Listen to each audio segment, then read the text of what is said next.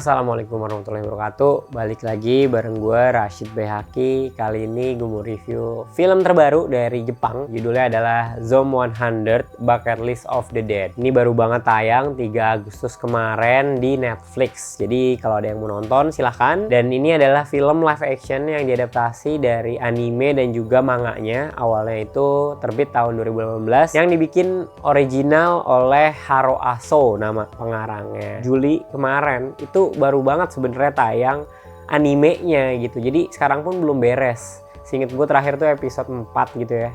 Apa episode 5 gitu ya sekarang. Hal yang jarang ditemukan. Biasanya kalau animenya sukses baru dibikin live actionnya gitu. Jadi ini malah waktu yang berdekatan. Berarti kan bikinnya barengan gitu kan. Nah, Zom 100 Bucket List of the Dead ini tuh bercerita tentang Akira Tendo. Dia ada seorang pekerja masih muda usianya, dia itu bersemangat banget untuk bekerja dengan passionnya. Pas dengan semangatnya dia, ternyata kantornya ini malah mengeksploitasi dia, bekerja terus-menerus tanpa henti, 24 jam lembur terus-menerus, nginep di kantor, pulang sebentar terus berangkat lagi, dan itu membuat dia seperti zombie.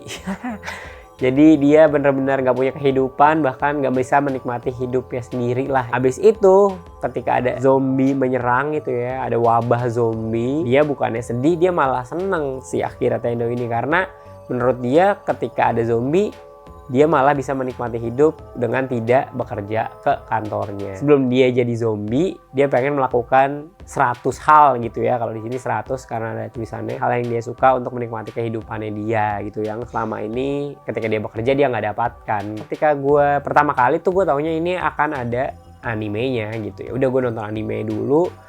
Dan ketika gue nonton animenya tuh gue suka banget. Pasti para pekerja relate lah dengan kejenuhan bekerja tiap hari, rutinitas itu terus. Dan kadang mungkin lu gak suka dengan pekerjaannya, ada zombie, lu malah pengen menikmati hidup gitu.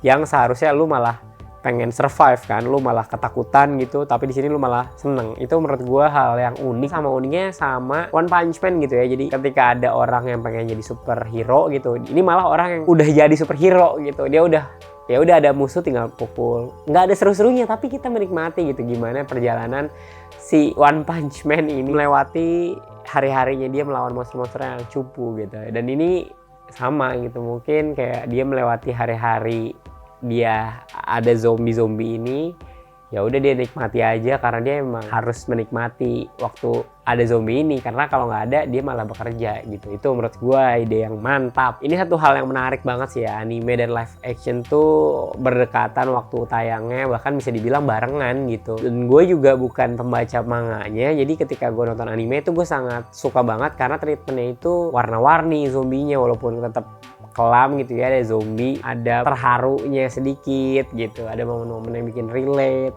ada kelakuan-kelakuan jayus, aneh, absurd lah gitu. Dan itu juga ada di filmnya, dan filmnya itu bisa mengadaptasi adegan-adegan yang sama lucunya sama absurdnya yang pasti gitu, menikmati di waktu-waktu yang sangat-sangat sulit untuk dinikmati gitu karena ada wabah zombie ini kan. Nah itu aja sih sebenarnya bagusnya ya, karena live action ini tuh kurang sih, ceritanya tuh kurang karena nggak tahu ya, ini menambah daftar panjang live action yang jelek gitu, karena susah banget sebenarnya mengadaptasi jadi yang bagus. Zom 100 Bucket List of the Dead ini tuh nggak bisa membuat karakternya itu solid sih, dan juga adegan-adegannya itu nggak bikin bener-bener berempati dengan kesulitannya dia ketika dia bekerja gitu ya. Itu hanya di awal, habis itu dia melakukan bucket list aja, habis itu kayak nggak ada masalahnya, habis itu baru ketemu bosnya baru ada masalahnya di situ. Menurut gua kayak sayang banget gitu. Terus motivasinya si Akira Tendo ini juga ketika ketemu bosnya jadi aneh juga, tiba-tiba berubah gitu, tiba-tiba mau bekerja lagi. Di situ dia merasa aman gitu dengan ada bosnya dan tempatnya itu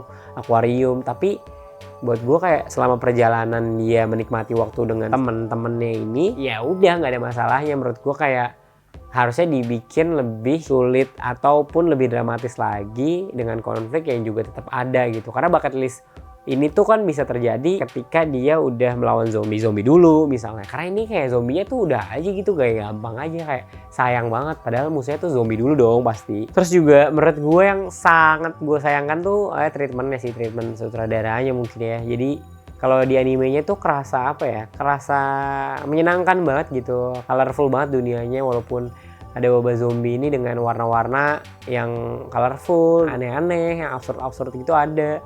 Dan itu menurut gue jadi hal yang oke banget gitu di anime. Tapi sayang banget filmnya itu nggak keluar gitu karena actingnya juga. Kalian ini actingnya sih sebenarnya mungkin ya bisa dibilang cukup ya. Tapi menurut gue castingnya itu nggak cocok gitu. Sahabatnya tuh yang cowok, terus cewek juga nggak dapet aja gitu si perasaan persahabatannya, terus menumbuhkan mereka ada hubungan dari awal yang nggak ada hubungan sama si cewek ini gitu. Ya yang paling fatal sih treatment kali ya, jadi ya nggak ada lagu-lagu yang kayak gimana, musuhnya juga villainnya juga aneh, bosnya juga si Kosugi tuh gue ingat ya begitu aja gitu, sayang banget sih. Dan gue sebenarnya nggak ngebandingin ya sama manganya, mungkin punya ekspektasi lagi kalau baca manganya. Dan anime juga gue nonton cuma belum beres kan, masih ongoing.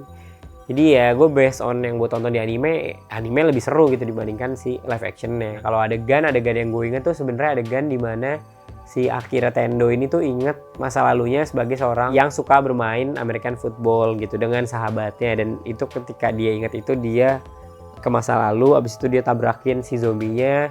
Itu ya seolah-olah dia punya kekuatan gitu. Dan itu buat gue oke banget sih. Itu apa ya, momen-momen penting gitu dalam hidup lo yang bisa membuat lo lebih kuat, lebih bersemangat gitu untuk menghadapi zombie. Yang terakhir sih yang paling absurd tuh sebenarnya musuhnya, bosnya Kosugi ini.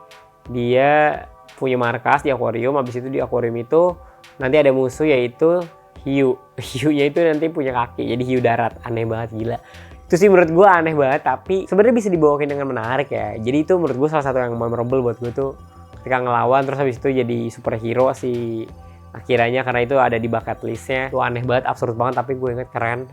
Oke, kalau skor dari gue sih ya cukup 7 lah. Mau berekspektasi tinggi juga malah sakit hati gitu. Jadi ya udah cukup aja 7. Bingung gue ngomong apa lagi karena ya udah gitu aja gitu, karena nggak terlalu nyangkut banget, nggak terlalu berkesan sih buat gue. Jadi ya udah cukup segitu. Oke, terima kasih. Jangan lupa subscribe, nyalakan notifikasinya, dan juga jaga kesehatan karena lagi polusinya lagi buruk-buruknya di Jakarta, di Tangsel. Dan follow Instagram, Twitter, join Discord, nyumbang di Saweria boleh banget. Dan ya semuanya lah tentang Syncrypt. Thank you.